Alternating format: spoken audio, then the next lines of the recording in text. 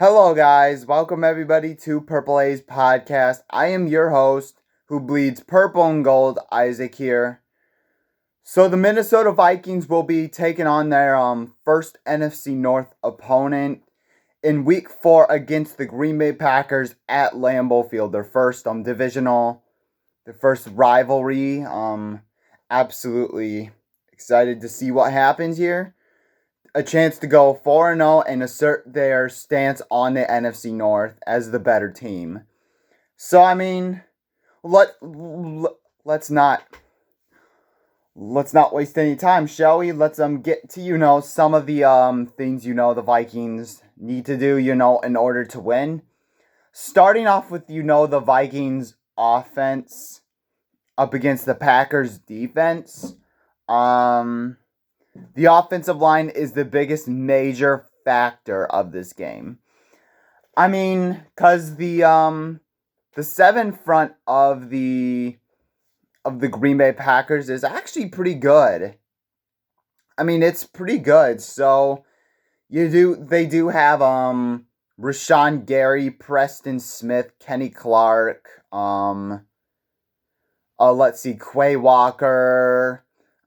I'm not sure what the other players are, but you can let me know. But those are kind of the big names, that I know of that they have. I mean, my biggest concern isn't Rashawn Gary and Preston Smith. I feel like Christian Darrisaw and Brian O'Neill should be able to contain those guys pretty well. I mean, because really only few can get past these guys. But my only concern is, though, Kenny Clark.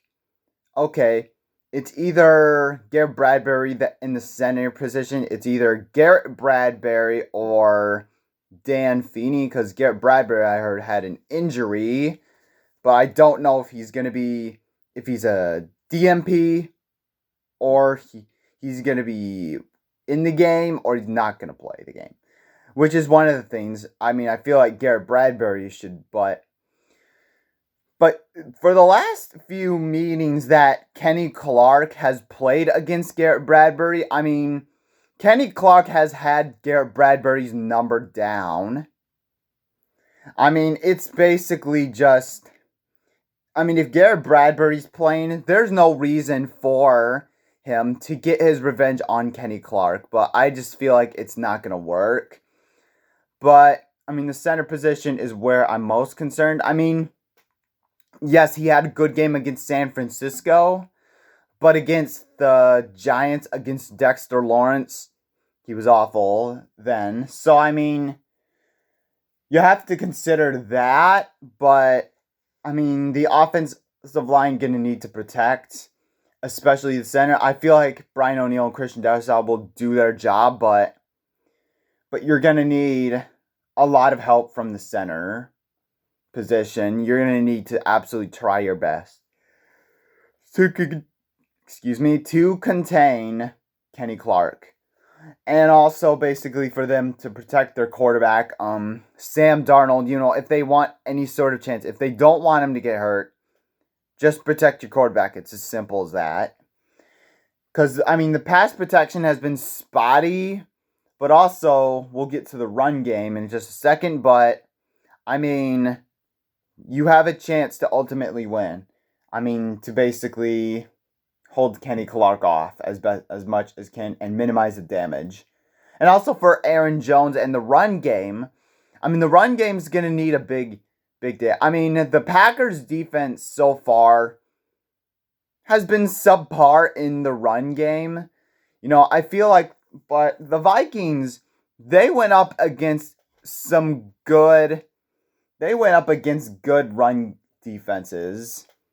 Like the Giants, meh, it's alright, I guess. The 49ers and the Texans, they have good run defenses. And the Vikings, they totaled 264 yards against those two teams. I did the math there. 264 yards rushing combined for both of them, which is insane. That it's nice to absolutely have a run game. So I mean, Aaron Jones, it's his revenge game too as well against the front seven, but I mean a chance for him. I mean it's a big chance for him, to go up against his team. And I think the offensive line run blocking has been really, really good the last 3 games. And I think Aaron Jones should have some holes, where he can get 6 or 7 yards without facing contact. So I'm not worried about the offensive line rush rushing protection. So I feel like though Aaron Jones should be good, and also, I mean the Packers secondary is all right. Xavier McKinney, Eric Stokes, Keyshawn Nixon, Jair Alexander though, I mean he's kind of washed in my opinion. He's not that good to be honest, cause I mean every time though he gets on single coverage against a good quarterback, he's not good. I mean, he got a pick 6 against Will Levis. Congratulations. You want a cookie for that? Anyways, so, I mean, Sam Darnold, he's going to need to keep on doing his thing, Stay confident, and do all those things without seeing ghosts. And I think you should be able to pick them apart. And also for Kevin O'Connell to just keep on doing what he's been doing. Keep on being aggressive and don't let your foot off the gas pedal. He's done a great job of doing that the last 3 games, and I'm going to trust that he's going to keep on doing it. And now we get to the Vikings defense against the Packers offense, where now this is going to be a really interesting, thing for Brian Flores as far as his preparation against the Packers offense, whether it's because it's going to be you're going to get 2 different play calling depending on the quarterback, whether it's with Jordan Love or Malik Willis. Because, I mean, with Malik Willis, I mean, they're limiting the passes that he's having, rightfully so. And if you can, I mean, Matt LaFleur is going to run the ball with Josh Jacobs, Emmanuel Wilson, and do some quarterback runs with Malik Willis, which is all right. It's brilliant. So I think, though, Brian Flores is going to have to prepare for that because Malik Willis is that guy that can run the ball and extend plays. And he can do very little passing because here's the thing if Malik Willis was on that, because if Malik Willis was in there, and then either Jordan Love, I mean, he's not the same quarterback really as far against Philly, who is not that good, threw an interception. I mean, I believe 1 or 2 and missed some wide open throws against Philly on Friday in week 1. So I think, though, Brian Flores will definitely do everything necessary, to prepare for either one of these two, because it's unknown still. I'm gonna take my bet that Malik Willis, but it wouldn't hurt to prepare for both quarterbacks, though. You know what I'm saying? I mean, I just feel like you need to prepare for either one of these two, because you're gonna get one or the other, which I feel pretty confident that Brian Flores is definitely gonna do a good job at doing it. He's done good so far. And also the run game is where you need to stop it. That's the key. Also for the Packers offense is the run. Josh Jacobs, Emmanuel Wilson, they've done a great job for the Packers run offense so far this season. And if you can stop the run against Green Bay, and Malik Willis, who can get outside the pocket, if you can contain him and make the Green Bay, because if you want to make the Green Bay Packers throw the ball, make them do it.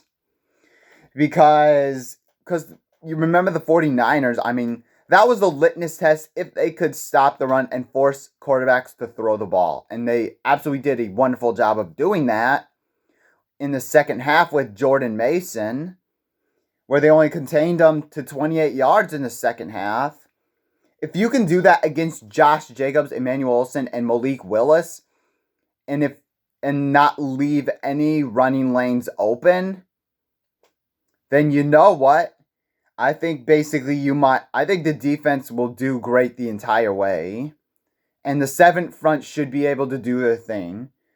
So basically though, I mean the wide receivers though, and they're decent. They can make plays here and there, but I just feel like for basically they're good for only a few plays, but they'll drop passes here and there. So I mean, that's what I think, and that's why I think the Vikings have a better chance stopping the run.